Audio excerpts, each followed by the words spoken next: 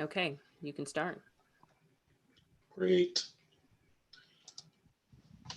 All right. Let me record as well.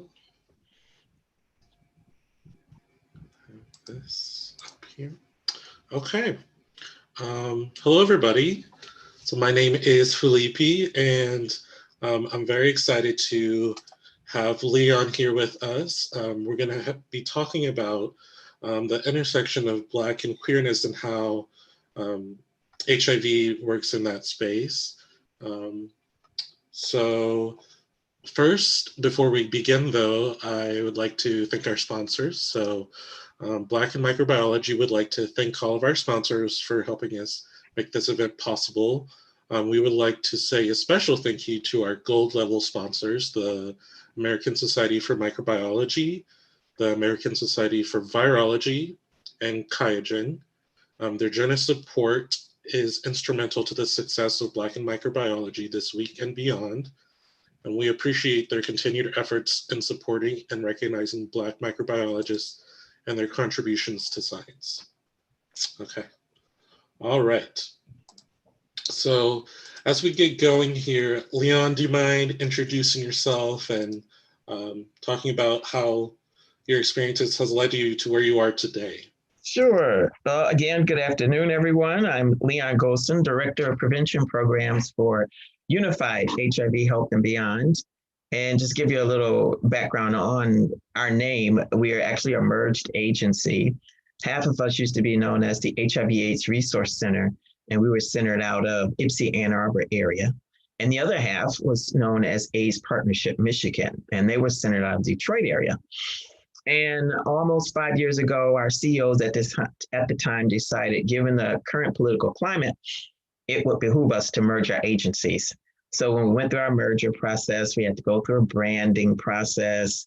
And as a result of all of the branding, after all was said and done, our new name is now Unified HIV Health and Beyond. And we are the largest AIDS service organizations in the state of Michigan, servicing 10 counties in about this area of the state.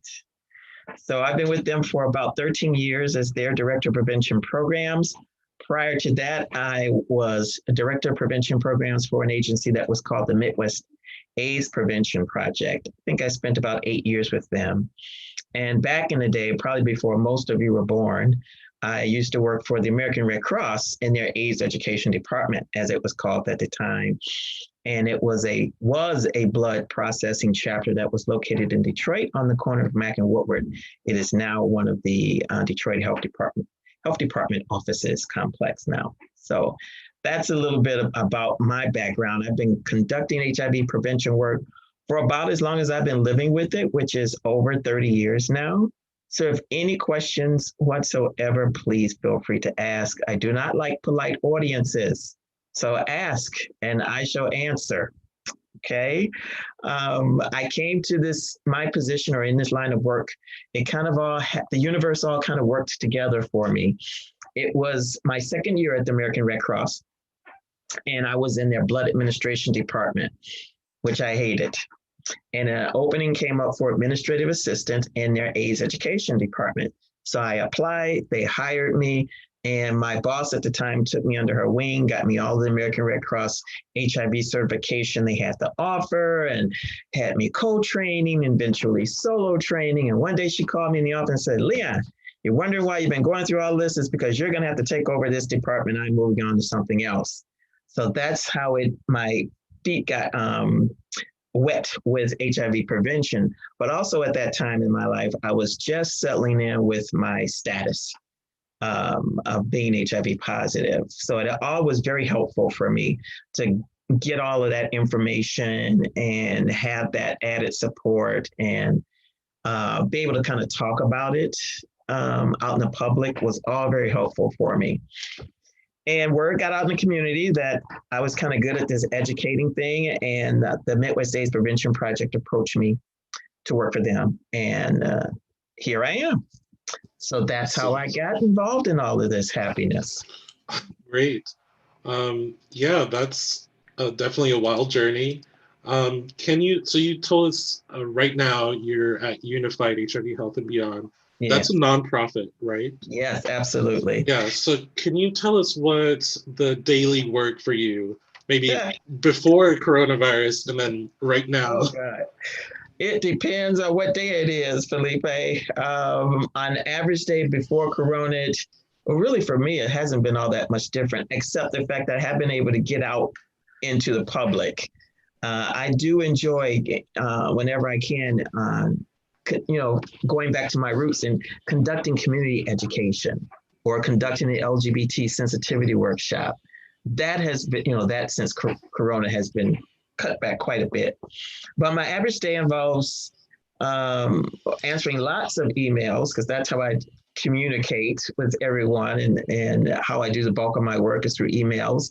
There may be various meetings I'll have to do. I may have to do some supervision with some of my team members. I may have meetings with some of the other coalitions that I'm involved with on behalf of Unified and myself, like the Michigan HIV/AIDS Council.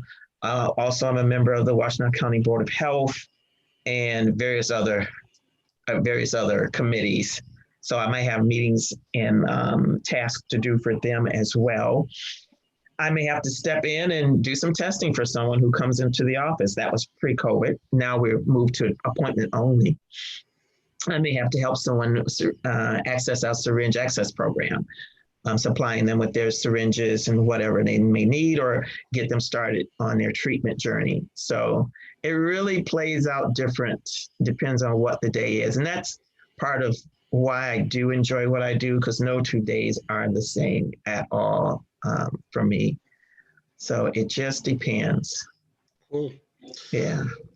Yeah. So I had a question. I remember I was really confused about the needle exchange program. So Unified Health is not the only HIV AIDS organization that has a program like this. So first, could you explain what the needle exchange program is and how it plays into the mission of Unified?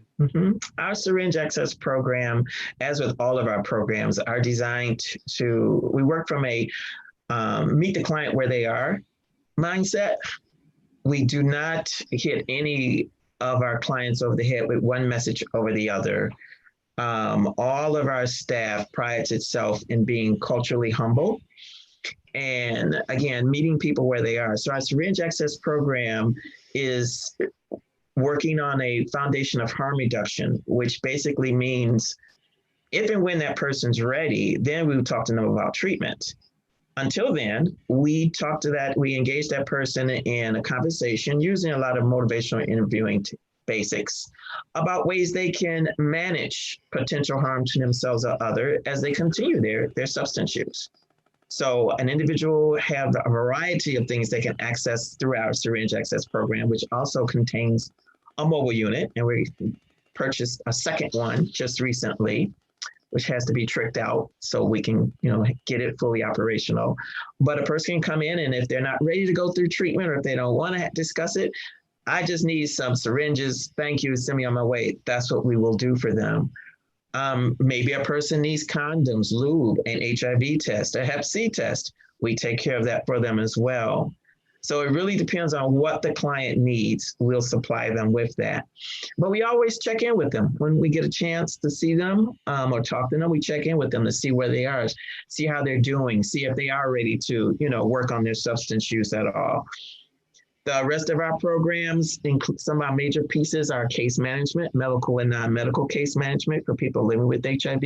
And it's the same concept. We meet that individual where they are. Maybe getting on my treatment for HIV isn't priority right now. Maybe I need help with food or housing or trying to find a job. The case manager will do an assessment. I'm afraid it does take some time to do an initial intake, but it's important because it gives us a pretty comprehensive snapshot of what's going on in a person's life. And then talking with that person, we develop an action plan and prioritize what thing they want or things they want to tackle first. So if it's not medication, we don't beat them over the head about getting our medication. We take care of those things that are priority for them first. And then we come back around and check in with them on, well, how do you feel about starting meds now? Ready or not? And then we go from there. Yeah, you already bring up things that at first glance are not directly related to HIV, things like access to food, like Mm-hmm. access to food, Mm-hmm. as well as other communicable diseases like Hep C, needle Yeah. exchange. Yeah. Can you talk about how things like harm reduction, needle exchange, maybe mental health, even, Mm-hmm. how are those things connected to HIV? Mm-hmm. Yeah, you're right. And that's my life lesson with all of this as a person living with HIV is that it all is connected. Everything that I go through or a person goes through influences, whether we know it or not, our final decision to do something or not to do something. I'll just talk about myself for a little bit. My co-facilitating factors that led me to place myself to being exposed to HIV were poor communication skills, low self-esteem, and not having a clue on what a healthy relationship was supposed to look like, let alone a same-sex relationship. Mhm. So back then, back in the day, there was Just a no, couple years ago, right? yeah, just a few years ago, there was no support for me. There wasn't any tools for me to access. So it was trial and error, and as a result of going through, meeting people, trying to start a relationship, I ended up getting exposed to HIV. And but if I had some help with those co-facilitating factors, my outcome might have been a little different. And it's the same thing with your original question. If a person's dealing with mental illness, be it severe or moderate, um, it could impact my decision on trying to protect myself. If I'm already struggling with a sense of low self-esteem and me taking my heroin or doing my crack helps, me not feel so bad, and there happens to be a sexual encounter involved in that, I'm not gonna, I may not think about putting up any barriers to protect myself or my partner during that sexual encounter. That for me, that sexual encounter may be the only part of my life I feel I have control over. So why would I want to interfere with it, by using a condom or something along those lines? So it plays out very differently for each person, but it's important for each person to realize that what we go through internally as a human and what we're going through externally as a human does impact our decisions on how we maintain our health day in and day out. And I can break it down even simpler. Maybe substance use and sex isn't, something part of your daily life. How many of us drive the speed limit when we're supposed to? How many of us wear safety belts? How many of us smoke when we know we're not supposed to? I could go on and on and on. There's always something that we're doing with regards to our physical health that may not be in our best interest, but we do it anyway because we're getting something out of it. We, justify it. We, do our self-talk. It's going to be okay if I drink this little bit of Don Julio right now. It just all my decisions to do that has to do with what I went through that day Mhm. and what I'm going through and what I'm going to have to go through the next day. So it really all plays together. Narcan and syringe access programs are there as a way to put in some safeguards for people to, again, reduce the harm to themselves or others until they get in a better space where they're ready to do something more or something other than. Right. Yeah. I think let's just address, I think maybe the elephant in the room. What do you think it is about the intersection of Black and queerness that disproportionately affects HIV? Oh, I think for some of us it goes back to, and not all, but for some of us, internalized homophobia about being queer. And depending on what that journey's been for us, we may have been told by our family members, our churches, that we're not worthy, that we're an abomination, that we're less than. And that feeds into, again, that internalized homophobia, my sense of self. And that can make it hard for me to feel worthy enough to protect myself or just say no or use a condom or start PrEP or whatever the options are that are out there. Again, going back to your previous question about, how these things are all connected. So it has to do with what my journey's been like as a queer person of color, has my journey been full of support from my family and friends? If so, then my ability to navigate these different protective factors are greatly increased. But if that's not my journey, if I've been thrown out of my home, and Ruth Ellis is a great place to reach out for and maybe get them to be part of this dialogue process, because there's an agency in Detroit that's what they specialize in caring for young people who are members of the LGBT plus community who've been thrown out of their homes because they came out or was discovered to be, So we've got that as part of it as well. And then if you're talking along the lines of the professional journey, depending on the institute that you're working with or working within, that can also have a negative or positive impact on my sense of self as a queer person of color. So it adds more.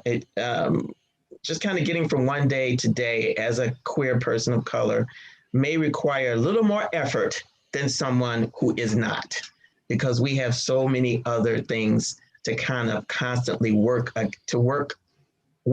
or work against or work with. It's rare when you'll hear an affirming message that being gay is okay. You're wonderful. Keep up the good work. Continue being gay. We hear and see the opposite day in and day out. This whole world that we live in is catered and designed around heterosexuals. So it's rare when we get a chance to be exposed to anything opposite of that. And I think I agree with you. I think I would even say the word revolutionary for a pastor, for a head of a company to very outly say, this is okay. It is okay for my employees or for my brothers and sisters or siblings to act and behave in this way. And we're not going to approach them with judgment. And they have a place here. I would totally agree with you, even to this day.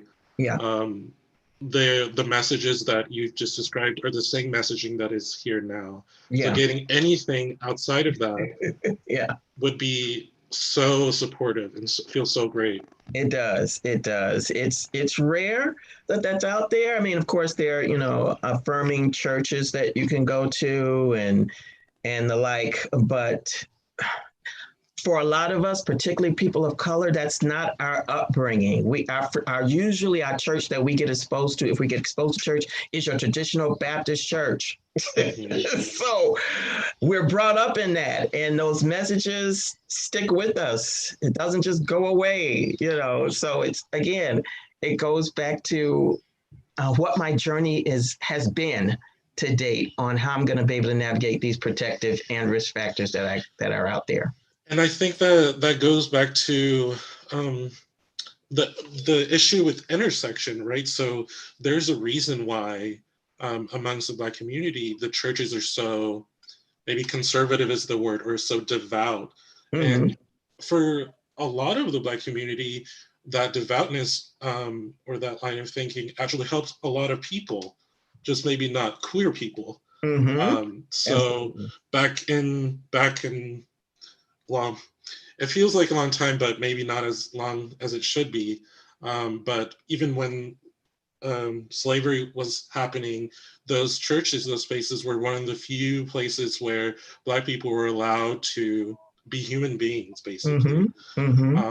So there's a reason why maybe the Black community is such a strong hold on churches. And when those churches are telling us that trans Black people or queer Black people cannot be a part of us, they're denying people on a very key resource that helps people, which is community. Now we have to find that for ourselves. And sometimes that community is not as healthy as it should be. Yeah, depending on, where you go, where you end up. Absolutely. So it's a lot. It's a lot. It is a lot. It's a lot to navigate. And there's no wonder that, when it comes to health issues, we tend to see it more pronounced, for queer people of color, because we've got just that added more to deal with. We really do. Right. Yeah. All right. So shifting gears a little bit, in your Okay. work, how has COVID affected your work in HIV/AIDS prevention and care? Maybe Hmm. you can talk about in Michigan because that's where you and I are. Right. Um, but even nationwide, if you can talk about that. Well, I know nationwide it initially put the brakes on everything. Everything kind of took a pause. And the one thing that I'll say about, particularly for my agency, we too had to take a pause because we had to get ourselves together. We know we couldn't stay on pause because our clients and our consumers needed us. So, what we did in, I think about, I'd say maybe a month and a half, we took that time to make sure we gathered up what information that was out there about COVID, gathered up all of our PPE, and wrote our protocols and procedures, put all that into place on how we were going to, continue services for our clients and consumers. Even though we didn't have our clients coming into the office, and today we still don't, what happened immediately was that all the case managers worked remotely with the clients. A lot of this happened by way of phone, texting, email, etc. And even today, we are taking, because we have a food pantry for our clients, we take the pantry to them and drop it off for them. So, in a very short period of time, at least it felt like a short period of time, we were able to get back to business pretty much as usual, short of having folks come into our physical office. Our syringe access program was the first to pick up after the short pause and start to work remotely, having like pop up because we have that mobile unit. So we set our mobile unit up somewhere, let folks know that's where we were going to be. Folks came and accessed their services there. If they weren't able to come into those sites, we also had it scheduled where they could meet us in our parking lot where we usually park our mobile unit. And Lamont, the team member who's in charge of that, worked it that way. So for us, that lag time, that break was very short for our clients. And I don't think they pretty much missed a beat at all. Short of seeing our faces in person, they were able to get their services that they needed. Here in Michigan as a whole, depending on the agency, depending on the institution, that lag time took a little longer than a month and a half. But for the most part, most places are back up and running as usual, of course, with the obvious adjustments being made. So we were fortunate that we were able to move quickly. Good. Yeah. Good. Mm-hmm. All right. I think it's time. We have a couple of questions already. We can kind of take a break from the questions and Sure. go towards that. So I'll read the first one. I have a friend who is Black and queer. He tells me that in the gay community, there's just a different line of thinking where people have no regard for status and don't understand that even on PrEP, they're still susceptible to other STDs. Mm-hmm. Mm-hmm. How do you suggest the public be better educated on safe sex and other STI risk? So can I maybe break that down a little bit? Sure. There's a So lot there. Yeah. yeah. So what is safe sex? Okay. Safer sex would be those measures a person is willing and able to take to manage their exposure to sexually transmitted infections. And there's a variety of things that fall under the safer sex or safe sex umbrella. Everything from outer course to using condoms to getting on PrEP to abstaining. There's a spectrum there that an individual can work within. It's not it's not black and white, doesn't have to be, now unless that's how the person wants it. Mm-hmm. To just speak a little bit about the messaging that we can put out there around those issues that the person was speaking of. The one thing that we struggle here in Michigan is particularly messaging coming from the state level. It's very conservative. And that's the one thing that doesn't tend to reach as many people as it could. So if you can get messaging that's not sponsored by a state, entity like your state health department or some other conservative funded body, then you have the opportunity to really do some in your face, this is what it really is messaging. And that's what will get people's attention. What do you mean by conservative messaging? If the state is funding our agency to do any type of campaign or public promotion around sexual topics, there's certain terms they can't use. There's certain visuals that can't be used because it's coming from a conservative funding source, namely the CDC. So one way to get around that, to work around that, is to find funders that don't have these restrictions and then do that messaging. Find some way to fund it that way and then put those messagings out, which we have done. We have gone to specific pharmacies to do specific messaging. We actually did a commercial around PrEP, and it was very, I would say, bordering on R-rated, but that's what gets people attention. That's what they will focus in on and listen to and look at and give you some feedback on. If you make it too G-rated, no one's going to hear that. No one's going to really respond to that because it's not really a reflection of what's really going on for people. So that's one way to really make that messaging more effective. Yeah. What else was in that question? I think there was.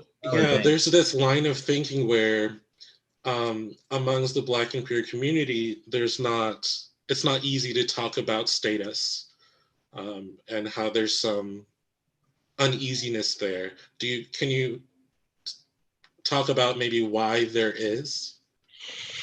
It could be, part of that could be stemming again from some internalized homophobia that a person is dealing with. There is the overall stigma around knowing your HIV status. I'm assuming that's the status we're speaking about. And some of it has to do with where I'm living as well. There's certain places in America that queer people of color live where it's not as stigmatized, okay? And a lot of it has to do with the fact that those places have done some intensive work in changing some of those norms around what it is to be positive, what it is to be negative. Just because you're negative don't make you better than me, you know? And there's been messages put out that have said just that. So a lot of it has to do with where a person, again, is living as they're going through their journey as a queer person of color. Some of it has to do with access. Do I have, are there agencies in my community that I have access to that can help, with some of this stigma, this mindset that's out there? In the areas where queer people of color, that conversation is maybe less stigmatized. Can you talk about what that work looked like to get there? What was done to there was a lot of working with the community members themselves who were being impacted by the stigma. I'm just going to use that term for now. They worked very closely with community leaders and community people and brought them to the table to help pull together the programming, the messaging, so that it was most effective. And they didn't just bring them in initially, and once everything was developed, went, okay, good job. Done. Kept those individuals involved through the implementation process and the evaluation of it. So they were involved from start to finish. And that's what makes those places very successful in what they're doing, is keeping the constant engagement of the people that are impacted by the stigma. Yeah, very well said. Yeah. So the next question, hi, how can I be a supportive ally? I don't want to be condescending to a friend or coworker who is a queer person of color. Just be yourself. Exactly. Don't be condescending. Just be yourself and just let that person know you're there for them. You don't have to do anything extra out of your way that you usually do with them.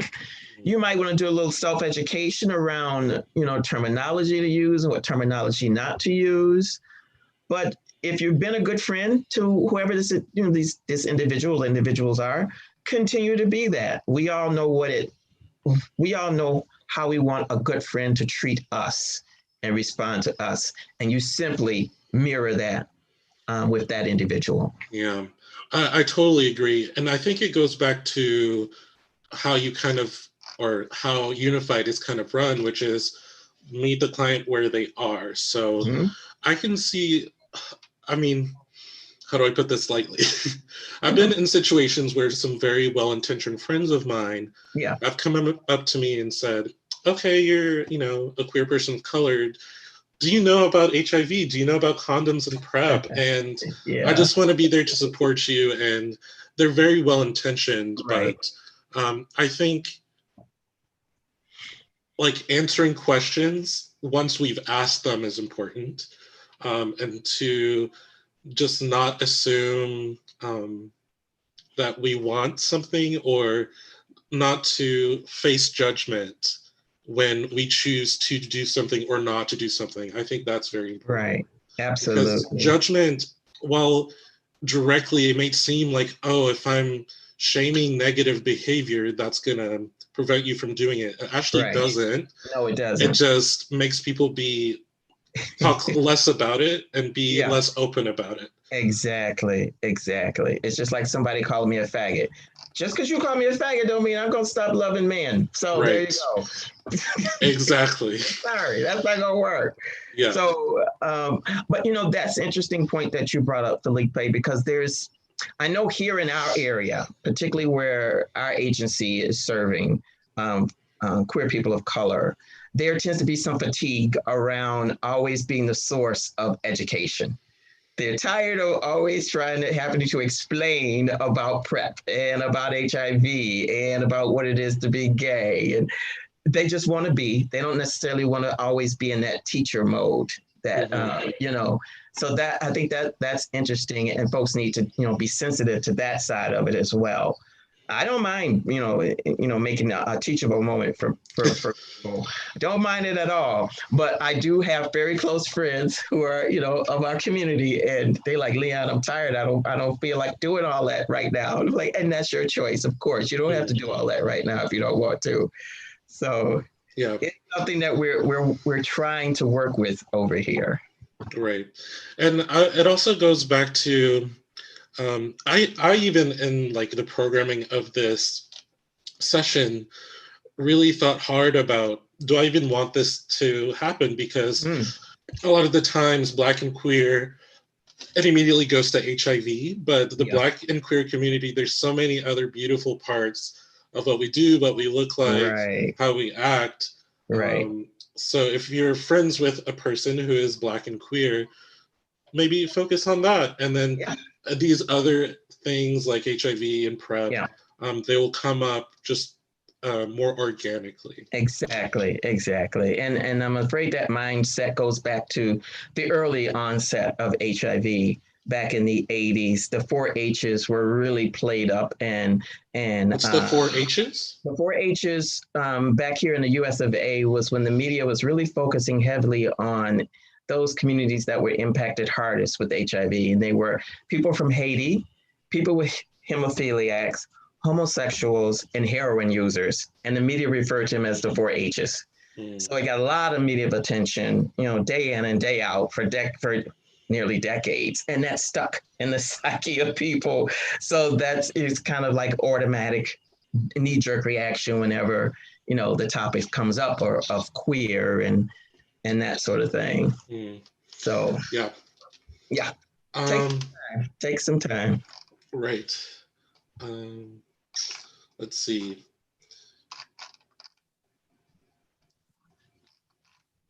Oh, yeah. So you were talking about how with COVID you were doing outdoor things. How do you expect the Mm. cold weather to affect COVID outdoor service? Yeah, that's where, at least for us, we're gonna, try and fast track our second mobile unit online, so that we can, do that. Hmm. And if there is such a thing as too cold, folks won't come to the mobile unit. So we have to take that into account as well. But fortunately, we were able, because winter here wasn't that that bad, we were able to keep our mobile unit up and running until it had to go to the shop in December. But that's how we plan on working with that. We're also have been and continue to reach out to our other community members, as well as in the other counties that we serve, to find out what their plans are for community engagement in this COVID area and during the winter, and seeing where it makes sense for us to collaborate with those partners. So that's how we're going to work that. Yeah. Very well answered. Mm-hmm. So there's, okay. So this is about criminalizing. Many current laws say that transmission of any STI, like HIV or herpes, is a criminal offense. And even some, you can be registered as a sex offender. What do you think about this, and how does that contribute to your work? Well, I can speak for Michigan with regards to that. And we here in Michigan recently updated our HIV disclosure law. And our HIV disclosure law specifically speaks to HIV.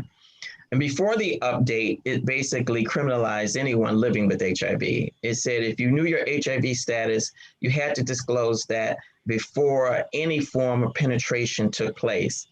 And any form of penetration was very broadly processed under the law.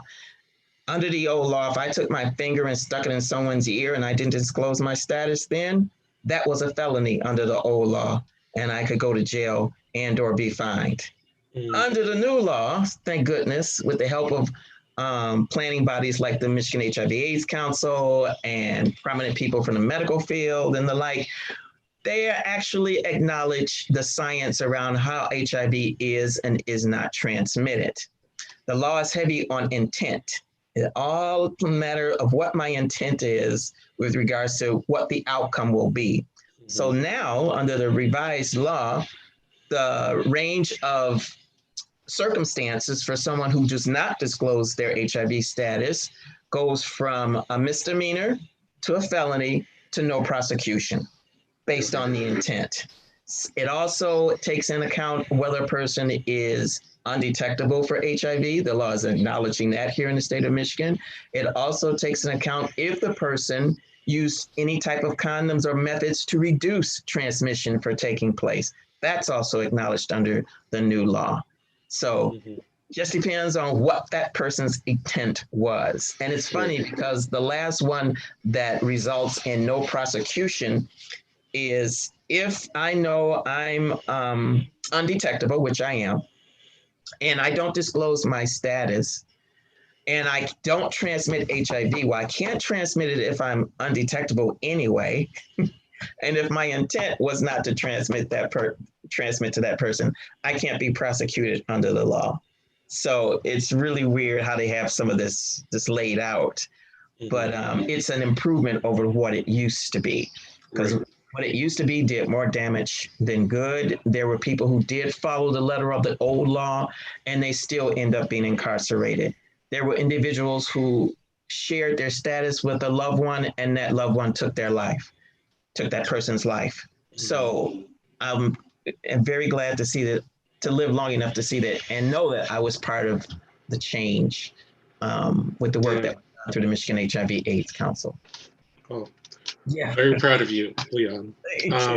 Yeah, so, and I don't know, I think it's very, I don't know, this is once again just my opinion, but it's just very weird to me that there are laws governing when to disclose. It's much better now with intent, so this is different now. Right. I understand that, but I don't know. I'm thinking of ways in which it totally makes sense to me now why it's much harder to engage in these conversations about status, where you might think if you don't say something correctly, you might end up in jail or something. Yeah, exactly. Right? Whereas, you know, yeah.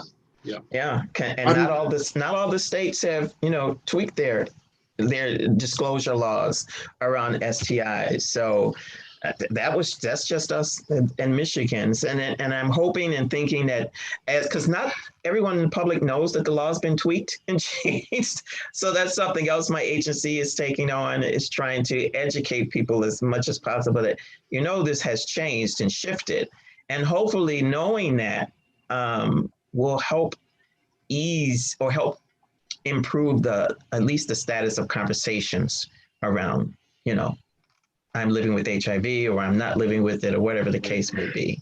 So hopefully people feel a little more comfortable talking And about it. I totally agree. It also, I think part of the question is talking about the structures in which we live and how does that play with Black and queer people and HIV. Straight people are almost rewarded structurally for having sex. Yes, they are. I'm thinking of, if you have more children, you get a better tax from. Yes, absolutely. Absolutely. Yes. So, Whereas the for like gay people, it's almost, yeah. criminalized and very taboo. Mm-hmm. Which once again doesn't stop people from having sex. It just No. makes things happen maybe less safely, or you talk about it less. That's a very good point. Yeah. I'm kind of scared about what's going to happen in November because I have a good friend and we're Handmaid's Tale fans, and we're like, it's not looking good, is it? We're going to wake up and it's going to be Handmaid's Tale, December 1st. But you're right. There's still a lot of structural change that needs to happen, societal structural change that needs to happen to alleviate some of that fear, some of that anxiety and apprehension, as being a queer person of color. Because again, these are things that we constantly think about as a queer person. I'm constantly thinking about the fact of who I am and what I'm doing and how that's perceived and how am I feeling about that can wear on you. And if you don't have any healthy supports or healthy outlets, you could find yourself in some serious unhealthy trouble. Mm-hmm. Because for our heterosexual counterparts, they don't think about it. They take their sexual existence in the universe for granted. They're not challenged on it. They're not berated for it. So it's prosecuted by exactly religion for being heterosexual. And I have this little part in my LGBT sensitive workshop that I'll be doing tomorrow.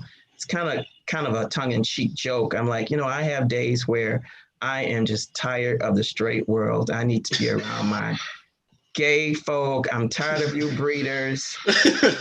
Catch myself and say, but y'all need to keep breeding because we come from y'all. We come from you guys make us. So we got to cut you some slack because if you stop breeding, then there goes us. So, and it's funny, you got to see the people kind of snickering and laughing and kind of going, oh, you know what? He's right. That is right.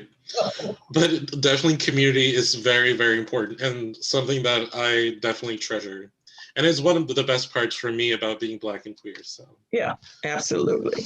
All right. Oh, geez, only 14 more minutes. Okay, so a couple more questions. Sure. Can you talk about the relationship between queer people of color, HIV positive community, or people living with HIV, and research scientists and clinical trials? Oh, let's see, because I know some of that impacts the progress of our treatment, particularly on with regards to they want to get some of the medications currently being used to treat HIV in injection form. Excuse me. And we just had probably about a year and a half ago a big powwow meeting about this very topic. And it has to do with a lot of trust with regards to the queer community of color, and like really working closely within those communities and with those gatekeepers of that community to build that trust so that we're part of these trials. Because as of now, I don't think there's no trust. Yeah. There isn't. There is. Can you talk about that? Like, why? Right. Right. Because there hasn't been any, because trust has to be earned, and they haven't done any. Those folks who are in the position to, pull these studies and trials together, haven't done anything to earn that trust. So that trust has to be earned, and that goes for this particular topic. Hasn't anything done to earn that trust. Mm-hmm. So what has to be done to earn that trust? You have to get that question answered by us. Come and have a frank, face to face or Zoom to Zoom conversation like we're having today about why is it we're not signing up for these studies, these trials, and what needs to be done to gain our trust so that we will feel more comfortable about being part of that process. Because all that history, just like with the history about the 4-H's, the history with the Tuskegee experiment and syphilis and all that, that's all still pretty much in our genetic makeup. So when it comes to anything with clinical trial, our insides go, wait a minute, hold up. Mm-hmm. Mm-hmm. Yeah, I think people forget sometimes when we're talking about queer people of color, queer Yes. Black people. Yes. Queer Black people are Black. Yes. And within the Black community, there's this very big mistrust with research scientists and clinical trials. I can say as one, right? Mm-hmm. I'm a research scientist and Black and queer, and I definitely understand. Even now, like with access, trying to get on PrEP without insurance costs so much money. There's so, and you can think about the contributions of queer people of color had to the creation and the process of getting it approved PrEP. Yes. And then at the end of the day, when it's approved, it's barely a resource for us. There you go. Or it is a resource for us, but there's so many barriers put on by the same people that we volunteered and our time and effort to. Yes. So you sat and answered those questions and did the focus groups for the pharmaceutical company. And gave blood. Right. Did all of that, and then come to find out you really can't get the product yourself because they have all these hoops you got to go through and whatnot. So those are the things that need to be changed, need to go away, so that you don't have this nasty aftertaste in our mouth when you start talking about clinical trials and the like. And then there's also that underlying and rarely spoken mindset that they're trying to kill us off, trying to kill us off. So that's out there too. Mm-hmm. Yeah. But the take home thing is to engage with the community. Exactly. In order to better the relationship, engage with us, have frank, open discussions with us. And take us seriously. Exactly. And take that feedback and start to make some changes. If you take that feedback and nothing changes, then it's why bother? Exactly. They have to, be willing to make some sacrifices and make some changes. Yeah. Yeah. I have a lot to say about this one, but I'll let you talk. How do you feel that the LGBTQ plus movement has made it easier or harder for the Black queer community in experience due to the racial tension Black queers express from the LGBTQ movement leaders? Yes. Oh, let's see. Because I know we're a little pressed for time. So I'll say this. We've made some headway, okay? But we still have a ways to go. We really do. There's still pushback from the non-queer African-American community that we as queer people should not be making the parallels with regards to racial injustice. It's like, what are you talking about? It's still injustice. It's still not fair. It's still not balanced. So that mindset is still very prominent out there because their rationale is, well, we can't hide the fact that we're Black, but you can hide the fact that you're gay. It depends on the gay person, first off. There you go. So you can hide that, but we can't hide the fact that we're Black. So you cannot make those parallels and showing those, similarities about misjustice because of that. Right. You know, I think this question, I don't know, it's like, once again, talks about the intersection of being Black and queer. You Mm-hmm. know, within the Black community, there's exactly what you just described, that being queer is something that is not, obvious, which Right. sometimes it is. Yeah. Um, and that um, we got enough to worry about, right? Right. About being Black. We can't Right. worry about the queer people in here too. Uh-huh. Like, they're still killing us outside, which Uh-huh. that is understandable. And then oppositely, there's white queer people who Mm-hmm. are completely oblivious to the different experience that Black queer people have. Yeah. Not all queer people have the same experience.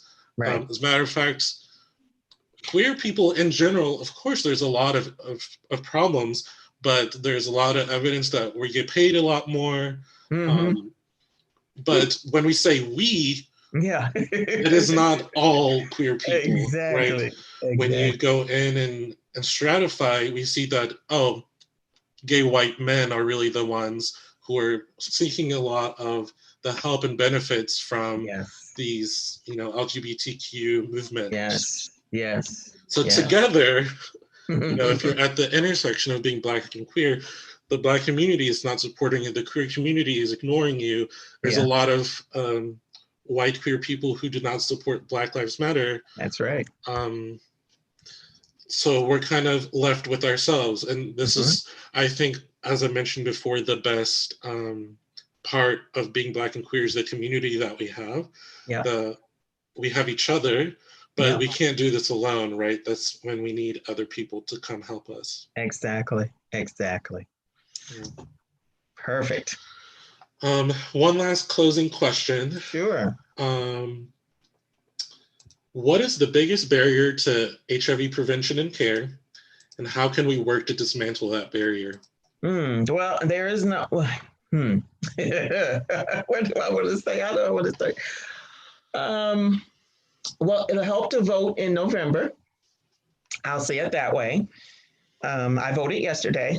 I actually took my ballot to the city clerk office, dropped it in the box. So, Yeah, if I may really quickly, even with yeah, you talking about conservative yeah, agency like the CDC, it's not just the president. no, Your vote, especially if you're not Black and queer, vote yeah, for us, vote for other people, vote for the marginalized group. yeah, Think about us. exactly, exactly. There are a number of barriers with regard to HIV prevention and treatment, money being one of the biggest, and how those dollars are allocated, especially for prevention. Treatment and care, on the other hand, I can tell you now, each agency that's doing this type of work, if they're doing prevention and care under the same roof, their care budget is bigger than their prevention budget. Mhm. So the reason voting is so important is that the funding goes from the federal government to the CDC to the state health departments to the agencies. The feds, again, very conservative in their thinking, for some reason cannot wrap their mind around the value of prevention and adequately funding those initiatives. They rather fix the problem after it's happened, hence why treatment is so heavily funded. So there's that. In addition to that, you got to continue to do that community level work with people to get them to understand that HIV is still a thing. It's still impacting us disproportionately as people of color, and even more so, queer people of color. So continuing that work, continuing that outreach and that community engagement is really important, because there's a lot of barriers within within the community level with regards to stigma and judgment and just overall lack of knowledge about the issues that we're dealing with. Mhm. So that's just a little bit there. Yeah, I totally agree. I think stigma is up there with the biggest barriers. Not the only one, but Yeah, you one of the know, biggest. Yeah, it's much, even in the way that it's easier to give funding for care versus yeah, prevention. yeah, It's much easier to write off, well, to prevent HIV, just don't get it. Just don't Yeah. have sex. Just And don't. don't be gay. Mm-hmm. Right. Yeah. Don't be don't be Don't be gay, I gay. guess. Mm-hmm. You know, we view these as individual, isolated decisions of Mm-hmm. people like, oh, I guess today I'll get HIV, when that is not the case. There's these social Right. structures around us that prevent us from preventing or Mm-hmm. HIV transmission. Mm-hmm. So being open, talking with your friends, family about HIV and how that can be a part, and acknowledging that it's not the innate blackness and queerness that makes us more susceptible to HIV. Right. Biologically, there's, you know, that's not the case. Right. It's the barriers that we have in society and the stigma that has put us Exactly. in this situation. It's racism and homophobia, not Yes. being black or being queer, Right. that is the issue. Yeah, absolutely. So, like I said earlier, it's a lot, and there's a lot for us to still do. So I'm looking forward to my workshop tomorrow, which will be done Zoom for the first time. So hopefully it will be successful because it lays the groundwork for providers to be more culturally humble and aware as they work with clients who may identify as LGBT plus, Mm-hmm.